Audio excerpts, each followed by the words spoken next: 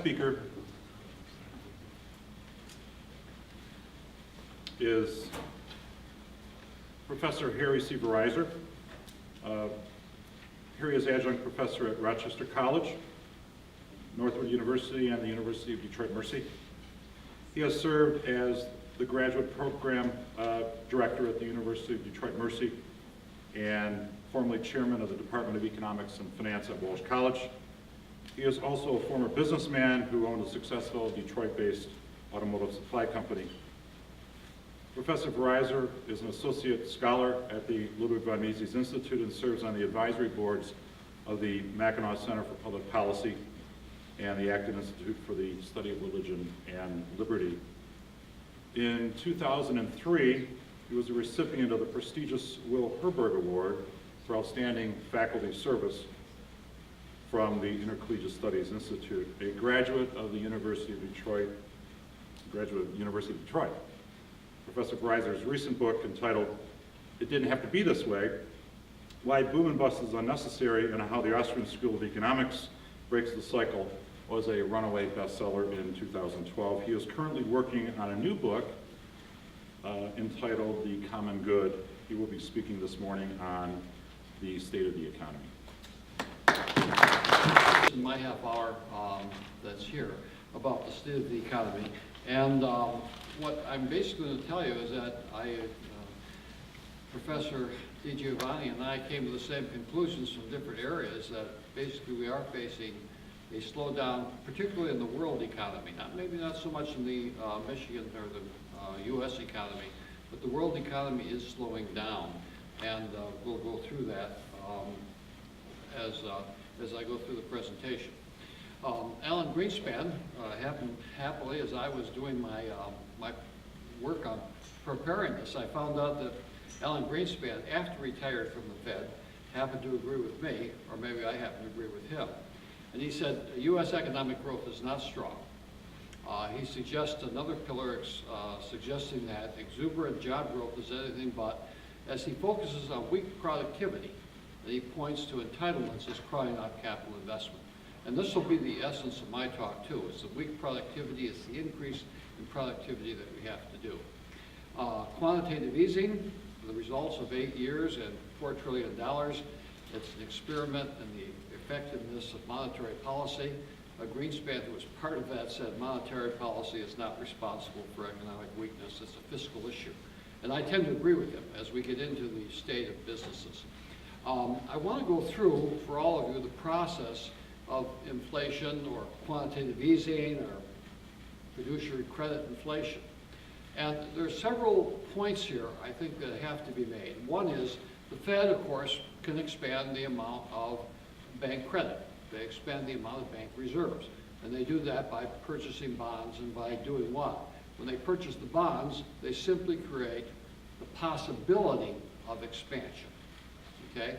That then moves to the commercial banking system. And the commercial banking system, which can deposit money with the Fed and receive interest rates, must be willing and able to lend to business and the public. And I think Professor DiGiovanni mentioned that banks have to be willing and able to what? To lend the money. And businessmen must be willing and able to borrow from the banks. So what really controls the expansion of the money supply is the Fed sets the preconditions. But the necessary thing is that people will borrow the money, businesses will borrow the money, the public will borrow the money, and put it to productive use. And this gets us into what I call the real economy. In other words, able and willing. The fact that businesses are able and that they are willing to borrow the money. Now, I can give you an example. I went to the bank and the lady said, you are eligible for a home equity loan. And I said, yes, I don't want it. And she said, everybody like you says they don't want it. And the reason is that I don't know any other place that I could profitably take the money and borrow it at 3% and put it to work at 6%. So as long as I do not see profit opportunities, businesses are not going to borrow the money. The banking system must be willing and able to lend. And one of the problems we have today is that banks are very nervous, even during this time, about lending money. Okay, and most business loans are now being turned down, especially for small business. If people do not borrow the money, it doesn't matter what the Fed does. They could fill this room with dollar bills, $100 bills, and if they don't get out the door, it has no effect. It's only when they get out the door through the borrowing of the public that it actually has some effect in the economy. Okay? Able and willing moves us from the financial economy to the goods and services economy. And one of the things I want to stress is that this goods and services economy, that's the real economy. This is where the real economic growth actually occurs. Businesses investing, hiring people, finding profitable opportunities, and increasing the productivity. It is the key to job creation. And the question is can businessmen borrow? And what it all depends upon is the break-even point. In other words, the balance sheets and the income statements are the key to able and willing. Okay?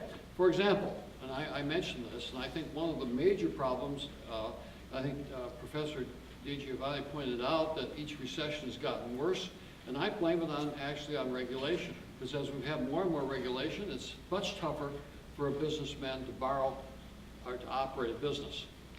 For example, and I've given this before, a company sells a product for $100. Its variable cost of labor and material is $66, which means if they have to get $100,000, they have to sell $300,000 worth of stuff. Okay? If it discovered a new technology or could cut costs by $100,000, that would be equivalent to 3 times the amount in sales. Any increase in fixed costs is equal to 3 times the sales. Now here's the thing, every imposed cost of government regulation necessitates, for this particular business, an increase in 3 times or 1/3 cut in cost to break even. So remember, when government imposes regulations, that means the businesses have to sell a multiple to be able to meet the cost of those regulations. Okay? At this point, now this, by the way, is a little bit old because it's now gone up. The National Association of Manufacturers estimates, or did estimate, it's now moved up to $2 trillion, that we're burdened with $1.5 trillion in regulatory costs. Now that isn't just $1.5 trillion. That means a multiple of sales have to be done to carry that cost, depending on what the business's gross profit margin is. So as you impose regulations, you're imposing cost on business, that's going to slow down economic growth. And as Representative Harlech pointed out, that the state fortunately has repealed a lot of those laws, and I think it's one of the reasons for the subsequent increase in the Michigan economy was the repeal of a lot of those costly regulations. Okay, QE is entirely ineffective against tax and regulatory uncertainty, and thus discourages investment. And what has Alan Greenspan said? By the way, he said this on the 27th of this week on MSNBC or NBC. He says, nobody wants to invest in the long term because nobody knows what's going to happen. Businesses are going to be very reluctant to invest unless they have some idea of what is going to happen in the economy. Okay?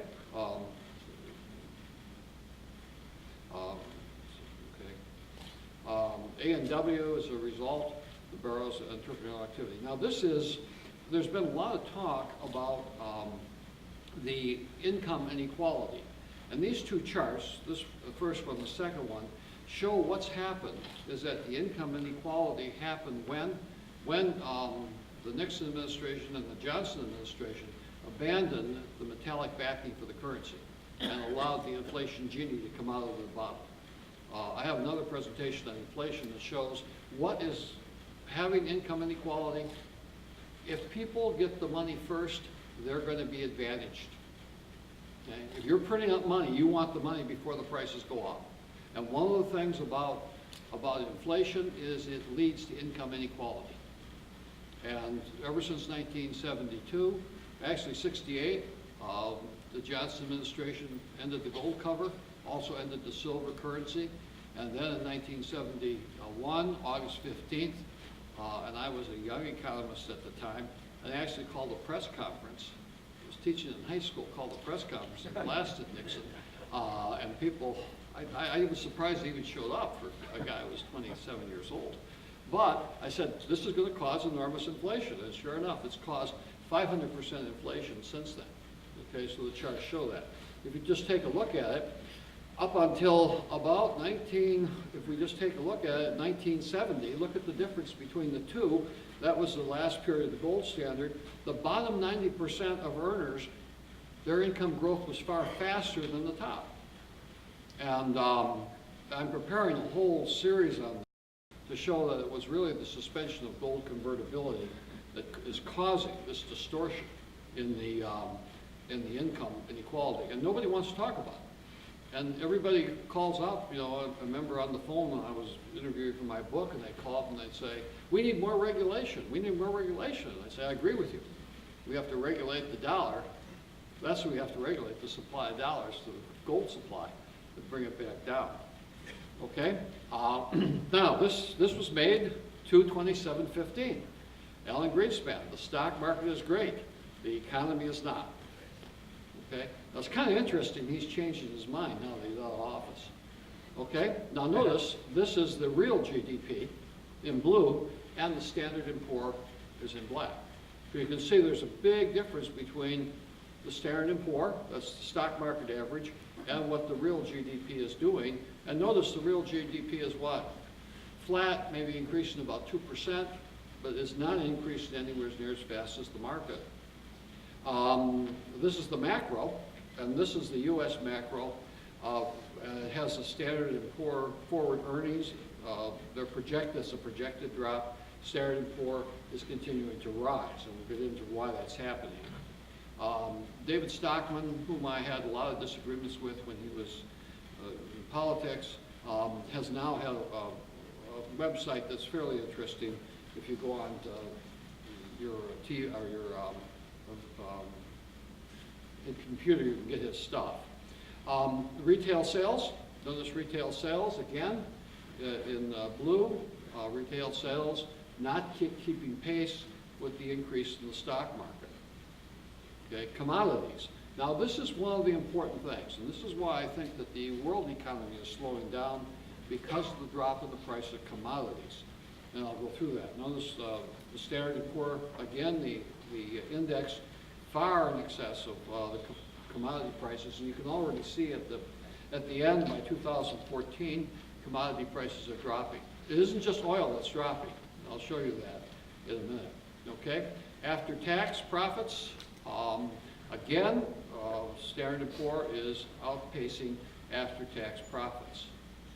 Okay? Personal consumption expenditures versus the Standard & Poor's. And again, you can see personal consumption expenditures are dropping, Standard & Poor is rising. Okay? The total construction in place. Notice near the end of the graph, construction, housing construction, and I think Professor DiGiovanni pointed that out. Probably we've seen the peak in housing construction, and part of the reason for that is demographics that I'll get into a little later, but notice the housing market is slowing down. We had a nice revival from, it wasn't as great as before, but it was somewhat of a revival. These are percentages between 12 and 13, but now slowing down. Okay, hourly wages versus the Standard & Poor's. Notice, and this is one thing, remember that we've had a tremendous drop of about 10% in terms of income after, in terms of income that's been done during this recession. So you can see there's a drop in hourly wages as the Standard & Poor continues. Okay, now why is the Standard & Poor's going up faster than everything else? It's companies are borrowing money to do what? To buy back their stock. And this company buying back stock is doing what? Is pushing the market up. At the same time, the amount of capital investment is decreasing. Companies are not investing in capital. They're not investing in new projects. And this is the dangerous thing, because remember, I'm looking at the economy from the real standpoint, from productivity, from making things, right? For 27 years or whatever, most of my life, I made things. So I tend to be prejudiced in terms of what the real economy, which I call goods and services, over the financial world. Every time you've had these interventions, it's boosted the market up because they're borrowing money to buy stock. And they're not borrowing it to make things, okay? This is very interesting. The Fed is responsible for the inflation of the stock market, okay? I was doing this last night up till 3 in the morning, and I found his speech, and this is wonderful. I'm going through this speech and copying this stuff down and thinking, boy, Greenspan must be taking my classes. Okay? Okay, he says now notice, this is the key. Almost all the problems are due to a lack of long-term capital investment. Okay? That's what we need, long-term capital investment. Nobody wants to invest in the long term because nobody knows what's going to happen. Okay? And so he's saying, he's criticizing companies' preference for stockholder enhancement through buybacks rather than investing in corporate growth of the economy. This is the thing that has to happen. We have to invest in corporate growth. Now here's what's happening. This was also Gallup put out, this is the Brookings Institute. The number, and this is what I consider very, very dangerous, this is up to 2011, but it's continuing. The number of firms going out of business is greater than the number of firms being formed. Okay? That has to be reversed. We have to begin to what? Increase the number of firms being formed, because why? 65% of new jobs are going to come from startup or younger firms. That's where the jobs are. And as young people come into the market, and I read the Wall Street Journal yesterday that said, oh, this is wonderful. 50% of college graduates can now find full-time jobs. Well, that means 50% of college graduates can't find full-time jobs. Okay, so it depends on which way you want to look at it. And we definitely have to do what? We have to open that up. Okay? Durable goods, again, this is a fall of investment. Notice an increase, but this is the durable goods that are being invested. Now we're seeing a fall in that investment in durable goods. Okay? This is Hewlett-Packard. The green represents their capital investment. The red represents their stock buyback. Look what's happened with Hewlett-Packard. Hewlett-Packard is buying stock. They're putting all their profits into buying their stock back. And what's happening to their capital investment in the real stuff? It's dropping. Okay, this is durable goods. Again, the peak, it shows you that there's a drop in durable goods, excluding transportation. Okay, is the economy slowing down? And this is what I think is happening. The commodity index is falling, because remember, commodities are your first step in the manufacturing process. And as you have a drop in the demand for commodities, that's going to feed into a later drop in the manufacturing. Okay? Now, just take a look at it. Inflation, if you measure it by price increases, is dead. If you measure it by increasing the money supply, it's not. But notice, all of the economies, China, US, Japan, UK, and Europe, are all seeing what? Drops in prices, drops in inflation rate, which means, again, a slowdown. They're increasing the money supply like crazy, and yet the prices are dropping. And that's telling you there's something wrong in the connection process, okay?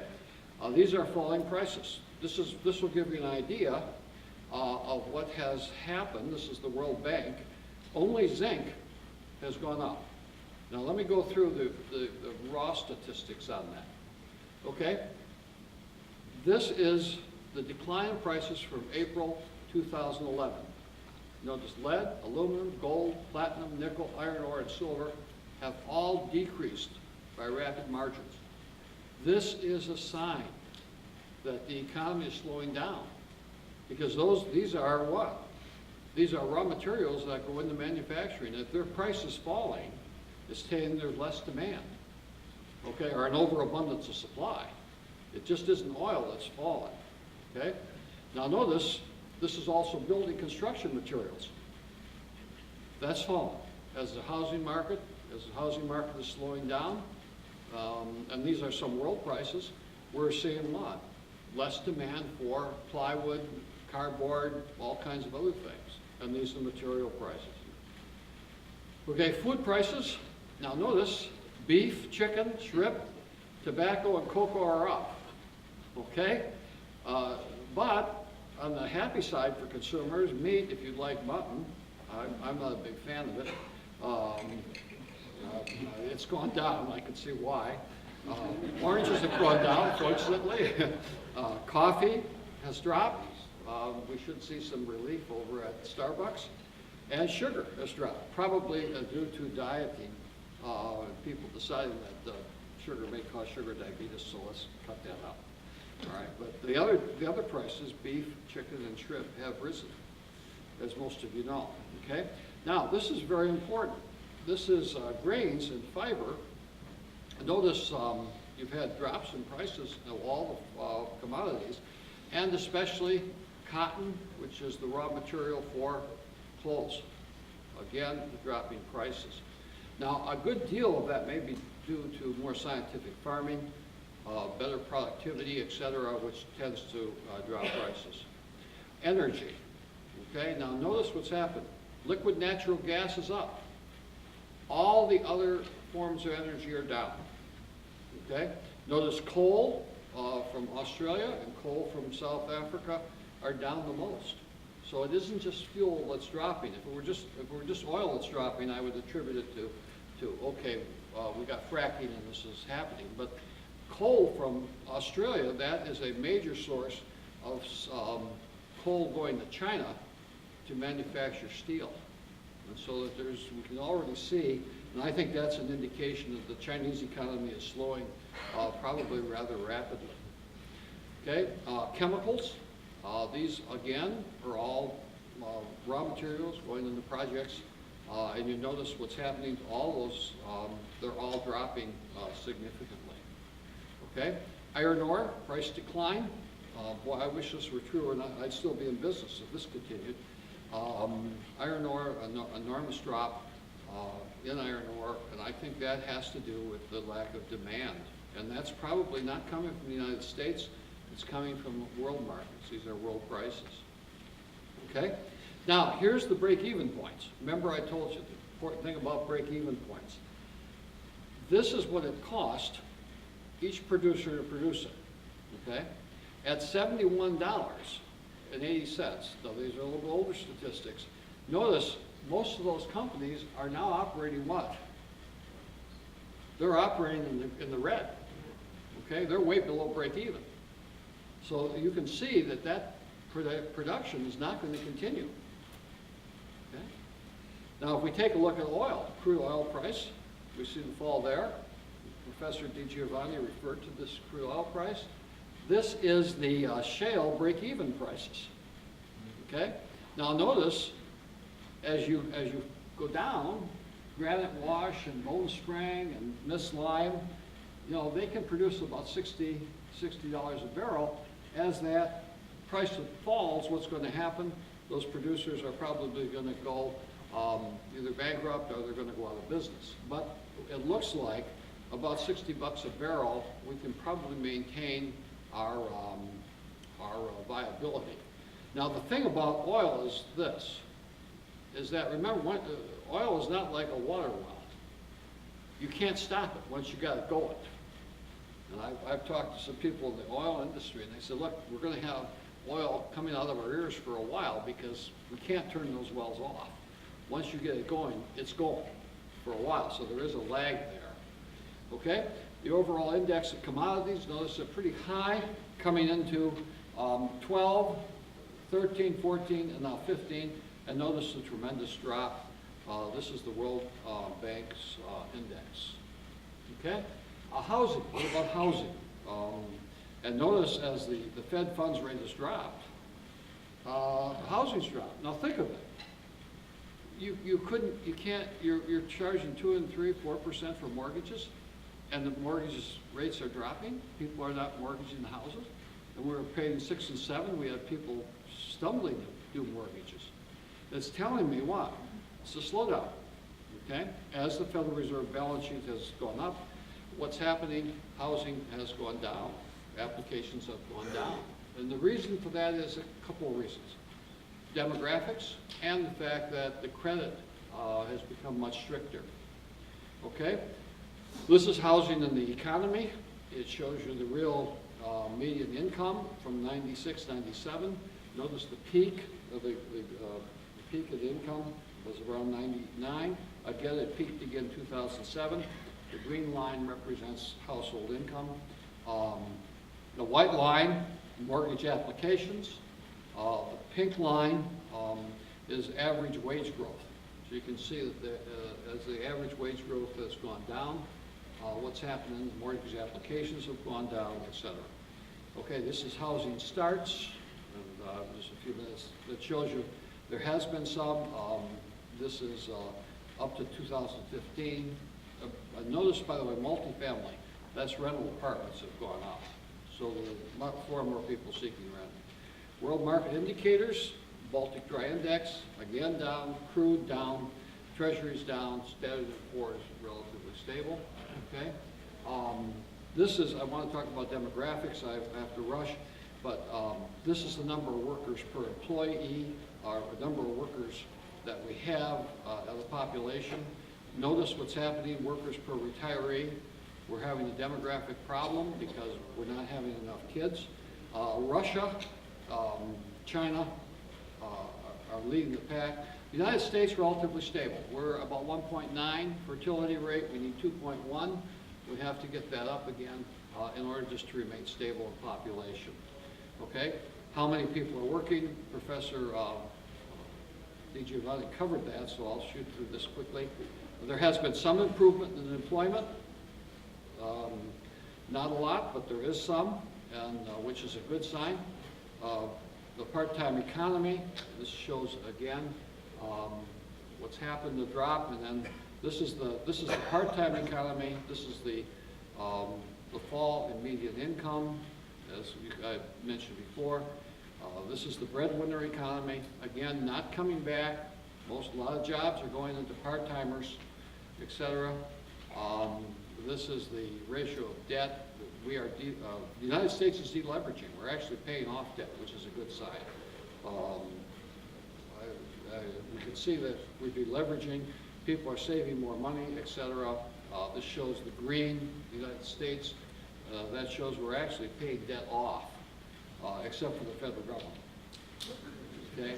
Leverage, again, you can see that we are paying debt off, which means that's a good sign because consumers will then have more money, et cetera, will not be subject as much to economic changes. Okay, personal savings rate has been down. Notice where it peaked under the gold standard. Again, a dropping, okay, and that's the presentation. That's the state of the U.S. economy.